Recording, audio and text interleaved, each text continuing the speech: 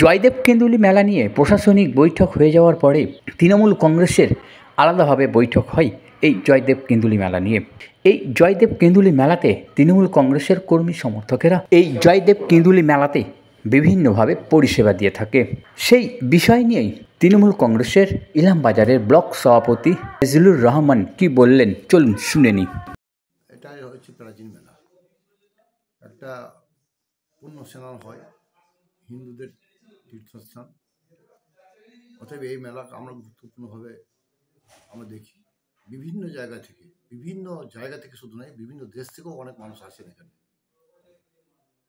কবি জয়দেবের মেলা আমাদের দলের থেকে প্রতি বছর আমরা একটা স্টল করি, যেখানে আমরা কোনো যাত্রীর কোনো সুবিধা অসুবিধা, কোনো বিপদে পড়লে যে কোনো সহযোগিতার জন্য আমরা সবসময় কিন্তু 24 ঘন্টা সেটা খোলা থাকে।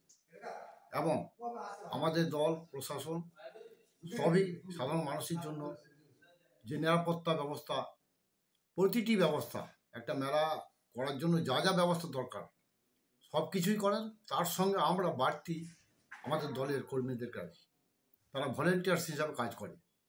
কারণ এই মেলায় বহু পুরনো মেলা, আমাদের সরকার আসার আগে যে মেলার একটা দুর্নাম ছিল, সেই দুর্নাম এখন নেই।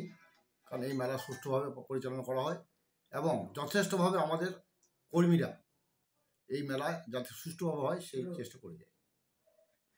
প্রশাসনিক তো বৈঠক হয়ে গেছে, এবারে কি প্রস্তুতি শুরু করে দিয়েছেন? অবশ্যই প্রস্তুতি আমাদের 1 মাস আগে থেকে শুরু হয়ে যায়। জয়দেব মেলা স্টল কোথায় বসবে, কিভাবে গাড়ি যাতায়াত করবে, কোনো রকম যেন দুর্ঘটনা না ঘটে, মেলার মধ্যে অগ্নি নিবারণের ব্যবস্থা থাকে, ইলেকট্রিকের ব্যবস্থা ভালোভাবে করা হয়, শৌচাগারের ব্যবস্থা ভালোভাবে করা হয়। মোট কথা এই মেলার উপরে ডিপেন্ড করে অনেক মানুষ যেখানে ইনকাম করে, অনেক দোকানদার বাইরে থেকে আসে, তারা কিছু রোজগার করার জন্য আসে। এবং আমাদের যে স্থানীয় যে একটা উৎসাহ উন্মাদনা এই মেলাকে ঘিরে, সেটা এই কয়েকটা দিন, বিশেষ করে 4 দিন বিশাল উন্মাদনা থাকে এলাকায়।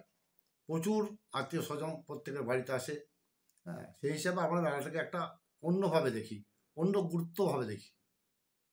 তোরদা